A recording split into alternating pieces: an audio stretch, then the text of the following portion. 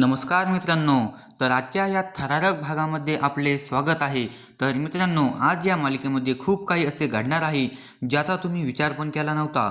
तर मित्रांनो, आता इकडे आपण कालच्या एपिसोडमध्ये बघितले होते की राजकुमार आणि जगन्नाथची जी मुलाखत झालेली असती, त्यामुळे राजकुमार हा खूप टेन्शनमध्ये गेलेला असतो आणि आता त्याला आपल्या भविष्याचा खूप मोठा प्रश्न पडलेला असतो मित्रांनो. कारण जगन्नाथने जे त्याला खूप काही सांगितले होते आणि जीवनात त्याला धमकी दिलेली असते, तू जरा आता सावध राहा, कारण तुझ्या भविष्याचा जो विनाश होणार आहे तो आता इकडे लहानचा मोठा होत आहे. आणि लक्षात राहू दे, ज्या वेळेस कृष्णा मोठा होत होता त्यावेळेस कंस मामाला उशीरसुद्धा थोडीसुद्धा खबर नव्हती की त्याचा विनाश इकडे लहानचा मोठा होत आहे. त्यामुळे राजकुमार, तू लक्षात राहू दे, आता तुझ्याकडे खूप थोडा वेळ आहे.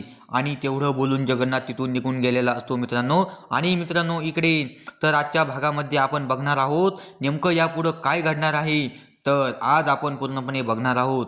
तरी मित्रांनो, व्हिडिओ स्किप करू नका आणि व्हिडिओला पूर्णपणे पहा आणि आपल्या मित्रांना अवश्य कळवा. तर आता इकडे सावली आपल्या गुरुकुलची फाईल तपासत असते आणि तेवढ्यात तिथे अबीर आईबरोबर खेळत असतो. आणि तेवढ्यात तिकडून आता जगन्नाथ येतो आणि तेवढ्यात जगन्नाथ अबीरला म्हणतो, काय रे, काय खाऊ पाहिजे तुला? तर तेवढ्यात सावली म्हणते, बाबा याला काही खाऊ देऊ नका, कारण याने आत्ताच खाऊ खाल्लेला आहे. तर तेवढ्यात अबीर म्हणतो, बाबा मी तुमच्याकडून खाऊ नाही मागणार. तर जगन्नाथ म्हणतो, काय रे, तर आत्तापर्यंत वाट का पाहत होता तू माझी? तर तेवढ्यात अबीर म्हणतो, बाबा मला तुम्हाला एक विचारायचे होते. थोड्या वेळापूर्वी तुम्हाला जो माणूस भेटला होता तो कारवाला, बघा तुमची आणि त्यांची ओळख आहे का? हो. आणि तेवढ्यात आता इकडे जगन्नाथ म्हणतो, हो, तो कारवाला ना, थोडीफार ओळख आहे त्याच्याबद्दल, कारण एकदा तो कामानिमित्त एकदा असा भेटला होता तेव्हा झालती थोडीशी ओळख. कारण आता जगन्नाथ अबीरला खरं सांगत नाही मित्रांनो, कारण तिथे सावली पण बसलेली असते आणि सावलीसुद्धा आता मनातल्या मनात विचार करत असते. आणि आता तेवढ्यात अबीर म्हणतो, बाबा तो माणूस ना, तो अजिबात चांगला नाहीये. बाबा तो मला अगोदर पण भेटला होता, ज्यावेळेस मी रस्त्याच्या कडेने चाललो होतो तेव्हा त्याने मुद्दामून गाडी जोरात चालवून माझ्या अंगावर चिखल उडवला होता आणि मला सॉरीसुद्धा म्हटला नव्हता. आता मित्रांनो, तेवढ्यात सावली आता अबीरला विचारायला लागते. तर जगन्नाथ तिला म्हणतो, अगं सावली तू गप्प बस. आणि तेवढ्यात आता जगन्नाथ अबीरला काहीतरी काम सांगतो. तो म्हणतो, मी जा त्या फाईल आणलेल्या आहे ना, त्या व्यवस्थित मोजून घे आणि गुरुकुलमध्ये ठेवून दे. आणि तेवढ्यात आता अबीर म्हणतो, हो बाबा, आता मी तुमचे काम लगेच करून वापस आलो म्हणतो मी. आणि आता तिथून अबीर निघून जातो. आणि आता जगन्नाथ सावलीला म्हणतो, हा अबीर ज्या माणसाबद्दल बोलत होता ना, तर तो राजकुमार विषयी बोलत होता.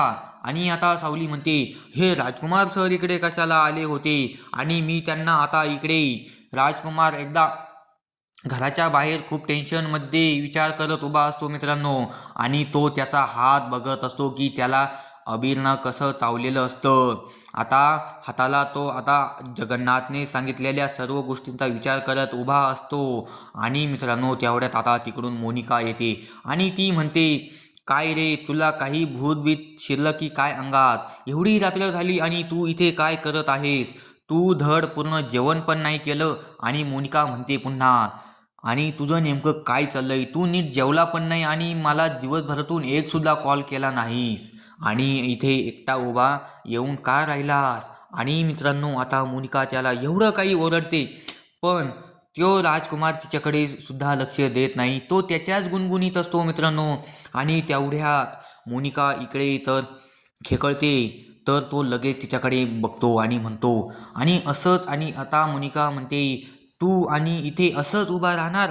होऊ नाही शकत. तुला कोणी काही बोललंय का? तुझी दाढ दुखते का? हात दुखतोय का? नेमकं काय झालंय? तर तेवढ्यात मित्रांनो, आता राजकुमार मोनिकाला म्हणतो, मला जगन्नाथ भेटला होता. आणि आता मोनिका चिडते आणि ती म्हणते, मी तुला विचारलं काय आणि तू मला सांगतोय काय? वेडा झालास का? मोनिका विचारते. जगन्नाथ, तर हा माणूस कोण आहे? तर इकडे राजकुमार तिला सांगतो, जो माणूस ज्याने सावलीला आपल्या मुलीप्रमाणे मानलेलं आहे आणि त्या माणसामुळे मला आज गोडाऊन बघता आलं नाही आणि त्या जागेची डील फायनल नाही करता आली. आणि इकडे आता मोनिका हसू लागते आणि म्हणते, बापरे, सिरियस आहे, आणि हसत हसत उभा असते. आणि आता इकडे राजकुमार दाखवतो आणि म्हणतो, तू कर मस्करी. आणि हा 8 वर्षानंतर जगन्नाथ माझ्या समोर येणं काही योगायोग नाही आहे. आणि तो जगन्नाथ आज पण तेच बोलला आणि त्याच आवाजात बोलला जो त्या 8 वर्षापूर्वी मला बोलून गेला होता. आणि हा जगन्नाथ त्यातली एक गोष्ट पण विसरलेला नाही आहे. कारण तो त्यावेळेस पण मला म्हणला होता, राजकुमार तुझ्या विनाशाचे कारण असणार आहे सावलीचे मूल. आणि तो आज पण मला तेच म्हणाला की तुझा विनाश इकडे लहानचा मोठा होतोय आणि तुझा सर्व नाश जवळ आलेला आहे.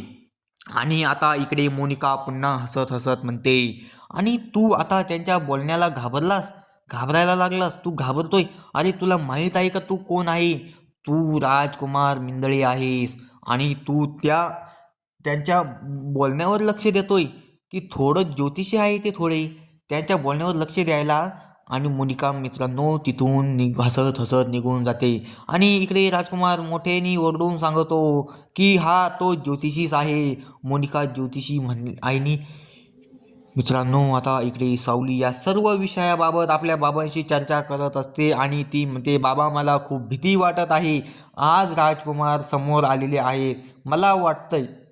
मला तर खूप भीती वाटत आहे. आणि तेवढ्यात जगन्नाथ तिला समजून सांगतो की घाबरण्याचे कारण नाही, कारण त्याला आम्ही आज पण काही कळून नाही दिले की अबीरशी माझं नातं काय आहे. आणि अबीरनी पण अशी काही सांगितलं नाही की त्याचं माझं काय नातं आहे. मी पण त्याला कळून नाही दिलं. आणि योगायोग अबीरने पण तिथे काही सांगितलं नाही. त्यामुळे त्याला काहीही ठाऊकसुद्धा होणार नाही. त्यामुळे घाबरायची चिंता नाही. त्यामुळे टेन्शन घेऊ नको आणि निवांत राहा. आणि आता इकडे मित्रांनो सावली भाऊक होते आणि म्हणते, किती दिवस असं चालणार? ज्या माणसांपासून मी आजपर्यंत दूर राहिले तेच माणसं आज आपल्या गुरुकुलपर्यंत पोचले. आता इकडे मित्रांनो जगन्नाथ सावलीला सांगत असतो, जरी आता ती तिकडे आली तर घाबरायचं नाही. आणि कारण आतापर्यंत फक्त तू एकटीच लढत होती, पण आता तू घाबरायचं नाही. आता तुझ्याबरोबर हा तुझा बाप खंबीरपणे साथ देईल आणि साथ देऊन उभा आहे. त्यामुळे आता कुणालाच घाबरायची गरज नाही मित्रांनो.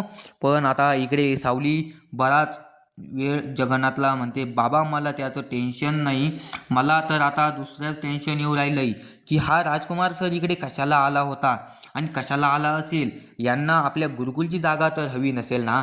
आणि मित्रांनो आता इकडे जगन्नाथ आपल्या गुरुकुलच्या जागेविषयी मनातल्या मनात विचार करतो आणि तो विचार करत असतो की जर राजकुमारचा डोळा जर आपल्या गुरुकुलच्या जागेवर असेल तर मी ती जागा अधिकृतपणे जर अबीरच्या नावावर केली तर आता ती जागा सुरक्षित राहील आणि तो राजकुमार याला आपल्या अबीरला सुद्धा काही करू शकत नाही. आणि इकडे मित्रांनो आता इकडे तुम्ही तर बघितले होते राजकुमार हा घाबरलेला असतो आणि मोनिका त्याला बोलवण्यासाठी आलेली असती आणि तो तिला म्हणलेला असतो की तो एक जगन्नाथ ज्योतिषीच आहे. पण आता मोनिका त्याला समजावून सांगण्यासाठी म्हणते, जरी ज्योतिषी असला तरी तो असं कोणाचंही भविष्य उद्ध्वस्त करू नाही शकत. त्यामुळे तू काही टेन्शन घेऊ नको आणि आता इथून चल. पण आता इकडे राजकुमार काय ऐकत नाही आणि तो एकदम असा रागात उभा राहिलेला असतो मित्रांनो आणि एकदम विचार करत असतो. आणि तो म्हणतो, जरी ज्योतिषी असला तर काय झालं, पण त्यांनी आत्तापर्यंत सांगितलेली भविष्यवाणी खरीच होत गेली आहे. आणि तो त्या दिवशी इतका विश्वास इतक्या ठाऊकपणाने बोललेला आहे की तुझं भविष्य आणि तुझा सर्व नाश लहानचा मोठा होतोय, लक्षात राहू दे. मोनिका त्यांना आत्तापर्यंत काही भविष्यवाणी केली ती खोटी नाही ठरली. आणि आता इकडे मोनिका राजकुमारला जर भविष्याची भविष्यवाणी खरी ठरत असली तर त्यांनी त्यांच्या मुलीचे सावलीचे आयुष्य का घडवले नसते असं मोनिका राजकुमारला सांगत असते. कारण मित्रांनो मोनिका असे का म्हणते तुम्हाला तर माहीतच आहे की यांना वाटतंय सावली मेलेली आहे, पण असे झालेले नाही.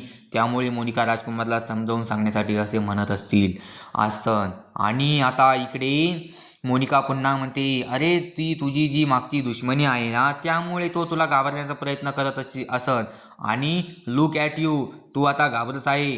आणि आता इकडे राजकुमार मोनिकाला सांगतो की तो म्हणाला होता की या घराला वारस अमृताचे मूल नाही तर फक्त सावलीचेच मूल वारस म्हणून देऊ शकते. आणि हे वाक्य बोलताना तो खूप कॉन्फिडन्समध्ये होता आणि खूप वेगळ्या फिलिंगमध्ये होता.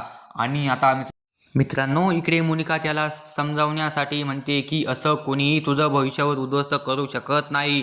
आणि लक्षात राहू दे, तू राजकुमार मेंदळे आहेस, त्यामुळे एवढी ओव्हर थिंकिंग करू नको. तू एक काम कर, घरात ये, फ्रेश हो, म्हणजे उद्या सकाळी तुझं उठल्यानंतर मेंदू फ्रेश राहील. आणि मोनिका तिथून मित्रांनो आता झोपायला निघून जाते. तरीही इकडे राजकुमार विचार करत उभा असतो आणि तो विचार करत असतो की 8 वर्षानंतर पूर्ण 8 वर्षानंतर पुन्हा राजकुमार जगन्नाथला भेटलेला असतो आणि तेच म्हणाला की तुझा विनाश अवश्य आहे. आणि तो काहीच विसरलेला नाही. आणि आता इकडे मित्रांनो सावली म्हणत असते की ती माणसं ऐकायची तर आता काय करायचे. तर आता जगन्नाथ म्हणतो, तू त्याची काळजी करू नको, जागा सुरक्षित कशी ठेवायची आणि त्यांचा बंदोबस्त कसा करायचा हे सगळं मी आता बघतो, तू काळजी करू नकोस. आणि जगन्नाथ सावलीला म्हणतो की त्या राजकुमारला वाटतंय की तो सावलीला हरवणार आहे, पण त्याला ठाऊक नाही की त्याची गाठ डायरेक्ट आता जगन्नाथ बरोबर आहे.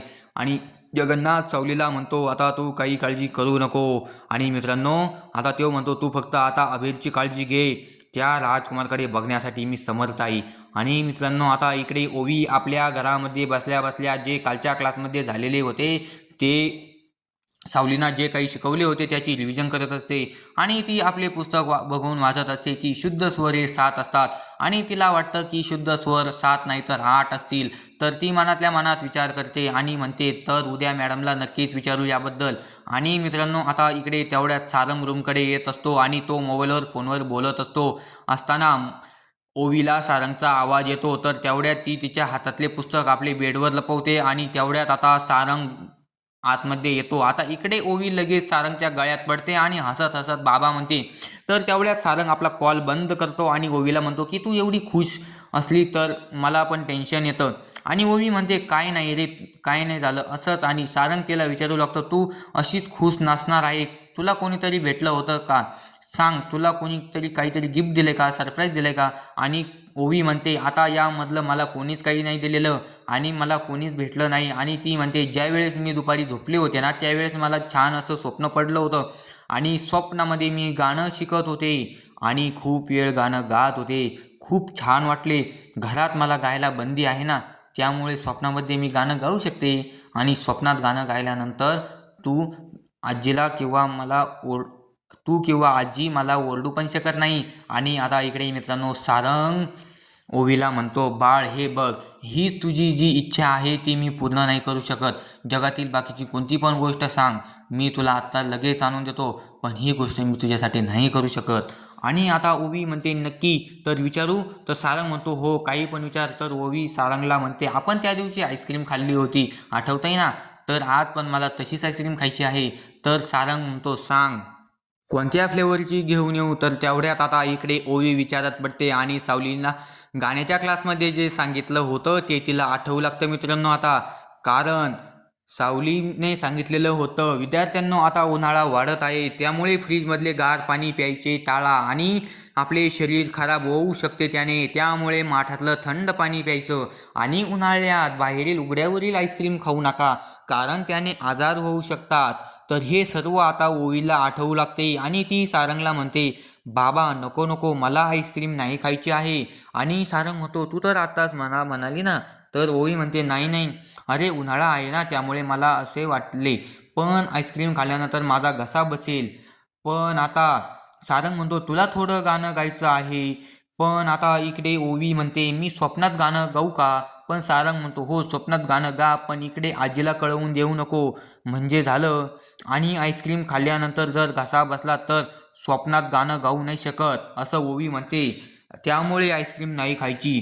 आणि ओवी आता इकडे सारंगला म्हणते, मी काकूला सांगते तुला जेवण वाढवायला, तू हातपाय धुवून ये, आज मी माझ्या हाताने तुला भरवणार आहे. तर तिथून आता ओवी निघून जाते. आणि मित्रांनो इकडे सारंग मनातल्या मनात विचार करतो, काहीतरी माझ्या पाठीमागे इथे घडू राहिलंय आणि जे मला ठाऊकच होऊ नाही राहिलं. आणि मित्रांनो आता इकडे दुसऱ्या दिवशी सकाळी राजकुमार पायऱ्या उतरत उतरत खाली हॉलमध्ये येत असतो आणि त्या दिवशी जे काही झालं होतं त्याचा त्याला विचार येत असतो आणि तो सर्व तेच आठवत असतो. त्याच टेन्शनमध्ये खाली उतरत असतो. त्या दिवशी जगन्नाथने त्याला कशी धमकी दिली होती आणि आता खाली हॉलमध्ये येताना मोनिका डायनिंग टेबलवर नाश्ता करत असते आणि त्याची आई तिथेच फोनवर काहीतरी पाहत असते आणि ती त्याला 2-3 वेळेस हाक मारते, अरे राजकुमार, अरे राजकुमार. पण आपला राजकुमार हा काही सुधीतच नसतो. त्याचे लक्ष कुठेतरी वेगळीकडेच असते आणि तो तेवढ्यात लक्ष देतो आईकडे आणि म्हणतो, आई तुला काही हवं आहे का? तर ती त्याला म्हणते, नाही मला काही हवे नाही आहे आहे आणि आपल्याला आपल्या कंपनीच्या मीटिंगसाठी जायचं आहे, तर निघायचे का आता? आणि तिलोत्तमा म्हणते, काय रे काय झालं, तू एवढा टेन्शनमध्ये का आहेस? काय झालंय, काय तू एवढा घाम का फुटला आहे? तर राजकुमार तिला सावरण्यासाठी म्हणतो, ही गरम हवा आहे ना त्यामुळे झालं असेल असं. आणि आता तेवढ्यात तिलोत्तमा प्रश्न विचार राजकुमार तिलोत्तमाला प्रश्न विचारतो, आई. तर आई म्हणते, विचार ना. राजकुमार म्हणतो, अरे ते सावलीबद्दल काय म्हणाला? सावली कुठे आहे? सावली आपल्या घरी कधी येणार आहे? तर आता तिलोत्तमा इकडे रागात म्हणते, तुला मी किती वेळा सांगितलेलं आहे सकाळी सकाळी त्या पोरीचा विषय माझ्यासमोर आपल्या घरात घ्यायचा नाही म्हणून, आणि तुला जे आता सकाळी सुचवलं काही ते इथे. आणि मित्रांनो आता इकडे मोनिका हा सर्व तमाशा बसल्या बसल्या बघत असते आणि आता तिला तर महाराज कुमारला म्हणते राजकुमारला म्हणते ती, आता आपल्याला उशीर झालेला आहे, आता आपल्याला निघायला हवं. पण तेवढ्यात राजकुमार म्हणतो, नाही मी नाही येऊ शकत, तुम्ही दोघी जा. तर आई म्हणते, का नाही, का नाही येऊ शकत तू? आणि ते जाऊ दे, कालच्या डीलबद्दल जागेबद्दल काय झालं? तर राजकुमार म्हणतो, आता इकडे म्हणतो तो जागा फायनल नाही होऊ शकली. तर आता इकडे आई भरपूर रागात राजकुमारवर रागावते आणि राजकुमार म्हणतो, एक महत्त्वाचं काम माझ्यासमोर आलं त्यामुळे मला जाता नाही आलं आणि आता पण मला तेच महत्त्वाचं काम पूर्ण करायला जायचंय. तर आई म्हणते, असं कोणतं मोठं महत्त्वाचं काम आहे जे मला माहीत नाही? आणि तुला तर माहीतच आहे ना, आजची मीटिंग ही आपल्या कंपनीत खूप महत्त्वाची आहे. आपल्याला कंपनीतील सर्व केसेस सगळे येणार आहे आणि आपल्याला ते सगळे आपले पेंडिंग केसेस यावर चर्चा करायची आहे. आणि तू मूर्ख कंपनीत नाही येत आहेस. असं काय आहे एवढं महत्त्वाचं काम ज्यासाठी तू बाहेर चालला? आता राजकुमार म्हणतो, तुम्ही दोघी जा. आणि मला, तुला तर माहीत आहे ना, त्या कागदपत्रांबद्दल काहीच माहीत नाही आणि तसं पण आज माझं डोकं ठिकाणीवर नाही आहे. तर आता तेवढ्यात तिथून राजकुमार बाहेर निघू लागतो आणि तेवढ्यात आता मोनिका त्याला हाक मारते आणि म्हणते, अहो ऐका ना, तुम्ही कुठे चालला? नेमकं कोणी तुम्हाला काही बोललंय का? का नेमकं तेवढं तर सांगून चालला जा. आणि कुठे चालला तर ते तर नेमकं आम्हाला ठाऊक राहील. तर तेवढ्याच राजकुमार आता इकडे भरपूर राग आलेला असतो आणि तो तिला खूप मोठ्याने मोनिकावर ओरडतो आणि तो मोनिकाला म्हणतो, तुला काही कळत नाही का?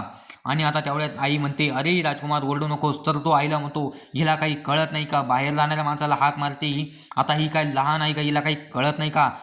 तर मित्रांनो आता या रागभरात राजकुमार बाहेर पडतो. आता काय होते आणि आता इकडे तिलोत्तमा मोनिकासोबत बोलते, तर त्याच्या याबरोबर काय चुकीचं झालं असेल नेमकं? हा कशामुळे एवढा चुकीचा वागू राहिला? तर मोनिका म्हणते, रात्री पण हे असेच करत होते, यांनी काय एवढं लक्ष दिलं नाही, आता यांचं काहीतरी झालंय दिसतंय आणि हे आता पण असेच करू राहिले. आणि मित्रांनो आता इकडे या दोघी कंपनीकडे जाऊ लागतात आणि बाहेर येतात तर गाडीच्या दरवाजे उघडतात आणि मोनिका म्हणते, माझी पर्स आतमध्ये राहिलेली आहे ज्यामध्ये आपली महत्त्वाची काही कागदपत्रे होते, तर मी ती घेऊन येते. तर आई म्हणते, हो जा लवकर, उशीर होतोय, घेऊन ये. आणि तेवढ्यात आता मित्रांनो इकडे ओवी आणि अमृता काकू क्लासला जाण्यासाठी तयार झालेले असतात आणि अमृता आता ओवीची बॅग भरत असते आणि बाहेर निघण्याचा प्रवास चालू करते. आणि तेवढ्यात मित्रांनो इकडे दरवाजामध्ये या दोघींची भेट होते. तर त्या दोघी कोणीच नसून अमृता आणि मोनिका. तर आता मोनिका म्हणते, कुठे निघाला? तर अमृता गडबडत म्हणते, ओवीला इथे घरात करमत नव्हतं त्यामुळे देवळात जाऊन यावं म्हटलं. तर मोनिका तेवढ्यात तिची बॅग बघते आणि म्हणते, स्कूल बॅग घेऊन देवळात निघाला? आणि इकडे आता क्षमा मावशी गुरुकुलबद्दल सावलीबरोबर बोलत असते आणि त्या फाईलमधील माहिती सांगत असते आणि तेवढ्यात तिला कॉल येतो. तर ती तो कॉल उचलत नाही आणि परत आपली माहिती सांगायला चालू करते. पुन्हा कॉल येतो. तर आता सावलीचं लक्ष तिच्याकडे जातं आणि ती सावली म्हणते, कुणाचा कॉल आहे? एक महत्त्वाचा कॉल असेल, उचला तरी. क्षमा म्हणते, काही नाही, नवऱ्याचा कॉल आहे. आणि आता सावली म्हणते, तुमच्या नवऱ्याचा कॉल आणि तुम्ही उचलत नाही, तर काय झाले आहे? तर क्षमा म्हणते, काही नाही. आणि हो, जर तुमची हरकत नसेल तर तुम्ही माझ्याबरोबर शेअर करू शकता, असं सावली म्हणते. आणि आता क्षमा सांगू लागते की मी त्यांच्यासोबत राहत नाही, मी आता घर सोडून आलेले आहे. तर आता इकडे सावली आश्चर्यचक होते आणि ती म्हणते, काय, असे का झाले? तर तर मी आता घर सोडून आलेले आहे. तर आता इकडे सावली आश्चर्यचक होते आणि ती म्हणते असे का झाले. तर आता क्षमा सगळं काही सांगू लागते की वसंत भाऊने आता कसं कसं केलं होतं. सगळं ती आता सावलीला सांगू लागते आणि क्षमा म्हणते त्या घरामध्ये मला किंमत होती. माझा कोणताही सल्ला त्यांच्यासाठी बरोबर नव्हता. वसंत भाऊ फक्त आपल्या आईचीच बाजू मांडत होते आणि त्यांना त्यांची आईच खरी वाटत होती. त्यामुळे आणि ते खूप चांगले होते पण फक्त जगासाठी चांगले होते. आणि आता सावली तिला समजावून सांगायला लागते असं काही नाही. आता इकडे क्षमा म्हणते जर चुकीची गोष्ट असेल तर त्या बाजूची साईड घेऊन त्यांचा अर्थ नाही आणि हेच ते करत होते. जी चुकीची बाजू त्यांची आई मांडत होती ही त्यांचीच बाजू घेत होते. त्याला काय अर्थ नाही. आणि एक दिवस तर यांनी हद्दच केली. यांनी माझ्यावर हात उचलला आणि ज्या घरावर पत्नीच्या अंगावर हात उचलला जातो तर त्या घरात मी कसं राहू. तर आता सावली म्हणते तुम्ही एकदम बरोबर केलं ताई, तुम्ही इकडे आलात. आणि मित्रांनो सामान्य हे आता सगळं क्षमाने सांगितल्यानंतर सावलीला पण आता आपला भूतकाळ आठवू लागतो की कसे तिलोत्तमाने घराच्या बाहेर काढले होते आणि सारंगने तिच्यावर कसा हात उगारला होता. आता मित्रांनो पुढे नेमकं काय घडणार. मोनिका आणि अमृता यांची भेट आता होईल की नाही. आता काय मोनिका याबद्दल सर्व काही सर्वांना सांगणार. ओवीचे क्लास बंद होणार की काय. आणि आता इकडे राजकुमार नेमकं काय करणार. सावली जिवंत आहे की नाही याची माहिती घेणार की नाही आणि क्षमा आपल्या नवऱ्यासोबत जाणार की नाही. आता मित्रांनो नेमकं काय घडतंय ते आपल्याला बघणं गरजेचं आहे. त्यामुळे पुढील नवीन भाग बघण्यासाठी आपल्या चॅनलला लगेच लाईक करा, सबस्क्राईब करा आणि हो मित्रांनो पुढील एपिसोड बघण्यासाठी आपल्या चॅनलला एकदा नक्कीच व्हिजिट करा. धन्यवाद.